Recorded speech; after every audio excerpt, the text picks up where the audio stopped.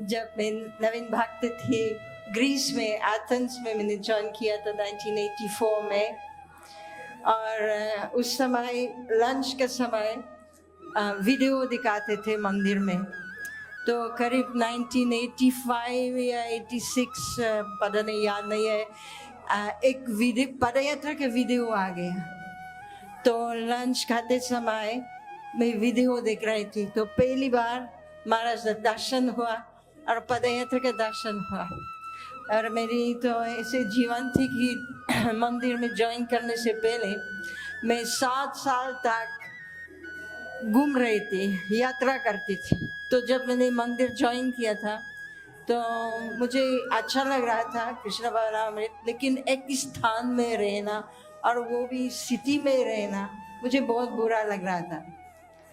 तो मैं सोच रही थी कि कैसे कैसे मैं भक्तों के साथ रहूंगी। फिर उस दिन पदयात्रा वीडियो देखा, तब मैंने सोचा वाह, ये तो कार्यक्रम बहुत सुंदर लग रहा है। और न्यूज़लेटर भी, जैसे श्वेता भी प्रभु कह रहे थे, तो न्यूज़लेटर आ रहा था मंदिर में, और न्यूज़लेटर तो नोटिस बोर्ड में लगाते थे, तो मैं पढ़ती थी, न्यूज़लेटर पढ़ती थी। जैसे हर 3 महीनों के बाद न्यूज़लेटर आता था, तो मैं पढ़ती थी। फिर एक दिन ऐसे न्यूज़लेटर आ गया जिसमें एक सूचना थी कि अभी से पदयात्रा में लेडीज नहीं रहेंगे। बहुत समस्या था। मैं शुरुआत में ज़्यादा लेडीज जेंट्स दोनों थे, लेकिन समस्या तो था। तो जिस दिन मैंने पढ़ा था तो बहुत दुखी हुए और उस न्यूज़लेटर को पढ़ना बंद किया। फिर 1987 में इंडिया में आई और मेरा प्लानिंग था, योजना था कि मैं मायापुर का दर्शन करूंगी और बनारस का दर्शन करूंगी, वृंदावन का दर्शन करूंगी, और हिमालय यात्रा करने के लिए मैं बद्रीनाथ जाना चाहती थी। नहीं देखा था, लेकिन मुझे पता नहीं था कि कैसे जाऊंगी। और जब मायापुर में थी, एक दिन महाराज लेक्चर वो श्रीमद् भागवतम का क्लास महाराज दे रहे थे, और जब अनाउंसमेंट हुआ और उन्होंने कहा कि आज लोकनाथ महाराज लेक्चर देने वाले हैं जो पदयात्रा लीडर है। तो मैं देखने लगी थी कि हाँ, वो वीडियो में वाला जो मैंने देखा था वही है। तो ऐसे महाराज ने लेक्चर दिया। अभी तक तो मुझे याद है, श्लोक याद है भागवतम का, नैते गुणान गुणिनो महाराधयो, ये ऐसे महाराज गा रहे थे। और फिर पूरा लेक्चर दिया महाराज। और उस श्लोक में कहते हैं कि कोई भगवान को नहीं जान सकते हैं, ना देवता जान सकते हैं, ना कोई भी जान सकते हैं। इसलिए जो बुद्धिमान लोग हैं तो उनको जानने की कोशिश नहीं करते हैं, वे उनकी सेवा में अपने को प्रैक्टिकली लग जाते हैं। और महाराज पूरे लेक्चर में एक्टिव प्रैक्टिकल डिवोशनल सर्विस के बारे में बात कर रहे थे। एंड ही वाज सेइंग जैसे वर्क नाउ समाधि लेटर।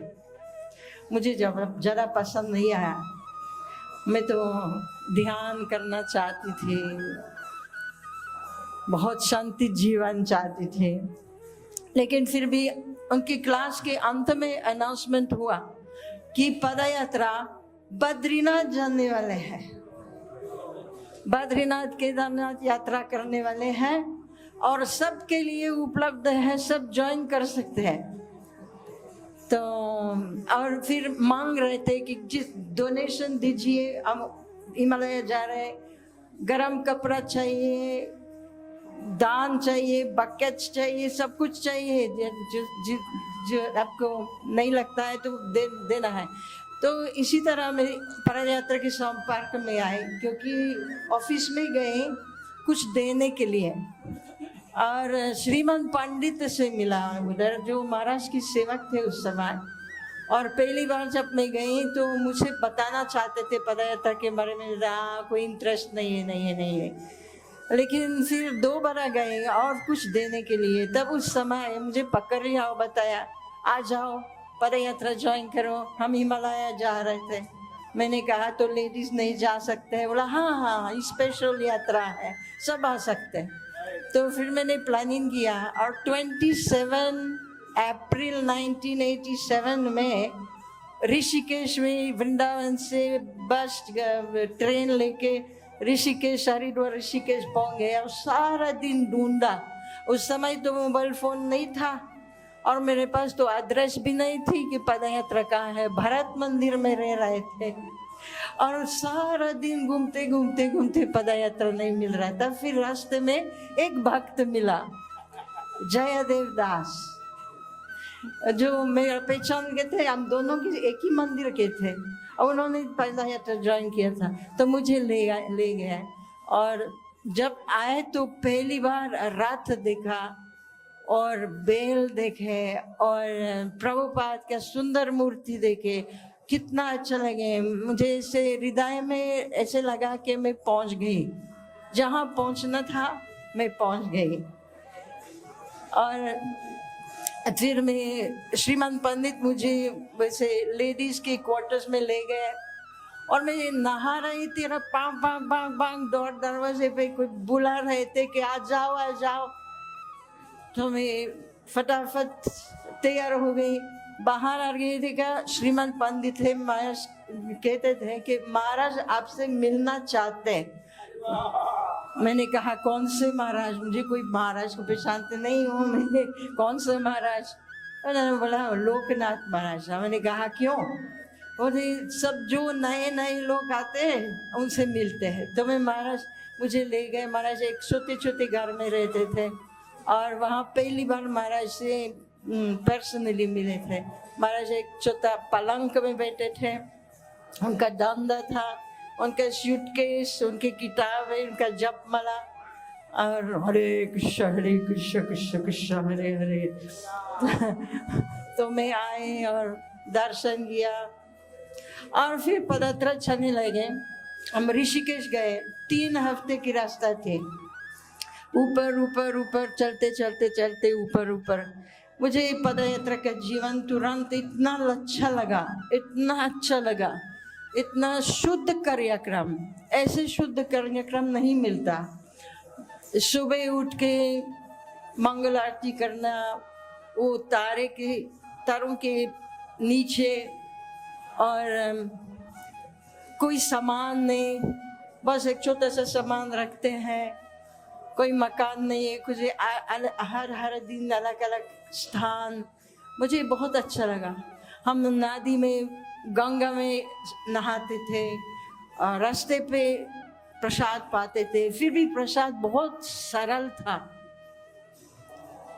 बहुत सरल था। एनीवे, सो इस तरह मैं पदयात्रा के संपर्क में आई हूँ और ऋषिकेश तक गई। और ऋषिकेश तक तो अंत था, उसके बाद तो नहीं जा सकते थे हम, लेकिन महाराज ने मुझे बुलाया बद्रीनाथ में और महाराज ने कहा मैंने सुना है कि तुमको पदयात्रा बहुत अच्छा लगता है, तुम पदयात्री बनना चाहती हो। तो मैं बहुत आश्चर्य हुई कि महाराज पूछ रहे हैं कि तुम पदयात्री बनना चाहती हो। तो मैंने कहा महाराज हाँ, मुझे तो बहुत अच्छा लग रहा है, लेकिन मुझे संदेह था कि मन में क्या है कि मैं पदयात्री बनूंगी, लेडीज तो नहीं चाहिए उस पदयात्रा में। तो मैंने कहा कि हाँ महाराज मैं पदयात्री बनना चाहती हूँ, लेकिन मैंने कहा कि यदि मैं पदयात्री बनूंगी मैं स्वयं चलूंगी, मैं किसी पदयात्री की पत्नी नहीं बनूंगी। तो फिर हम दोनों के बीच में कम से कम 45 मिनट के तर्क वितर्क चले। महाराज बोले थे कि प्रभुपाद ने कहा, शास्त्र ने कहा बाबा, और मैं तो वापिस दे रही थी कि नहीं ऐसे। एनीवे, अंततः महाराज ने बोले कि हाँ, जो शादी नहीं करते तो भगवान की कृपा है। मैं पदयात्रा ज्वाइन किया और धीरे धीरे, शुरुआत में तो जय विजय उग्र रूप दिखा रहे थे लेकिन धीरे धीरे मुझे स्वीकार किया और फिर आगे से मैं 2.5 साल 2.5 years पद यात्रा के साथ रही। कम से कम 1500 किलोमीटर चली। किताब वितरण करती थी और कभी कभी प्रसाद वितरण करती थी, कभी कभी पूजा के सामान के वगैरह उसको साफ करना, प्रचार करना। हाँ हाँ नहीं। So like these 2.5 years में पद यात्रा के साथ रही। तो बहुत many stories are there on पद यात्रा। और अंततः एक्चुअली मैं पद यात्रा नहीं छोड़ना चाहती थी, लेकिन महाराज एक बार पद यात्रा में आए और मुझे बोले कि दिल्ली मंदिर में एक सेक्रेटरी चाहिए। मैंने कहा कि क्यों, मुझे बता रहे लेकिन मैंने कहा नहीं मुझे दिल्ली नहीं जाना है, मुझे पद यात्रा अच्छा लगता है। फिर कुछ महीनों के बाद दोबारा महाराज आए और बोले दिल्ली में हमारा पूरा संपूर्ण इंडिया के जो लीडर्स है आईसीसी, उन्होंने एक office, public relations office, national public relations office वहाँ स्थापित किया और वहाँ एक सेक्रेटरी चाहिए। मैंने कहा तो मेरे लिए नहीं है, नहीं महाराज नहीं, मुझे कोई इंटरेस्ट नहीं है, मुझे पद यात्रा अच्छा लग रहा है। तो पता नहीं महाराज क्यों मुझे बता रहे थे। एक बात थे, आई डोंट नो, लेकिन एक बात तो थी कि सारे जो पद यात्री थे उस समय जय विजय थे, श्वेताद्रि प्रभु थे, विदुर प्रभु थे और बहुत सारे थे। एंड परशुराम प्रभु थे, महाज्योति थे मायापुर से, राधा ज्योति पद संकीर्तन प्रभु आते थे। So like that. तो और ये ओम तत्सत थे और हमारा जो लोकमान्य है, लोकमान्य थे। सो शायद उन लोगों को मेरी उपस्थिति अच्छा नहीं लग रहा था, तो महाराज से बता देते उसको निकाल दो।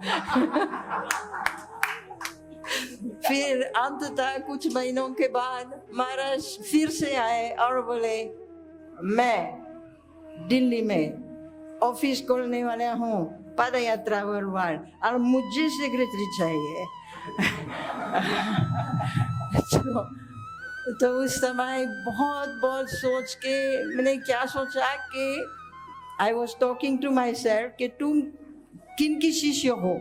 कि 3 बार उन्होंने कहा कि पद यात्रा छोड़ दो और दिल्ली जाओ। मैं 3 बार कहा, तो तुम किसकी शिष्य हो?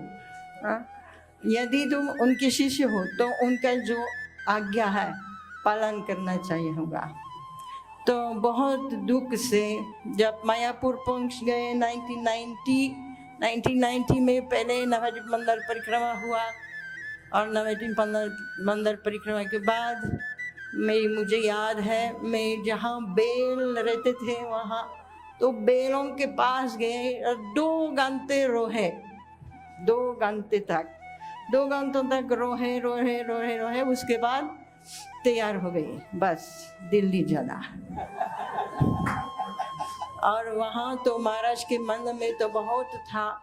मैं यदि और दूसरा अवसर मिलेगा बोलने के लिए तो बताऊंगी। महाराज सेंटेनियल के बारे में सोच रहे थे और 100 देशों में पद यात्रा फैलाना चाहते थे पद यात्रा वर्ल्ड वाइड ऑफिस द्वारा। तो उसके लिए मैंने सेवा किया। हरे कृष्णा।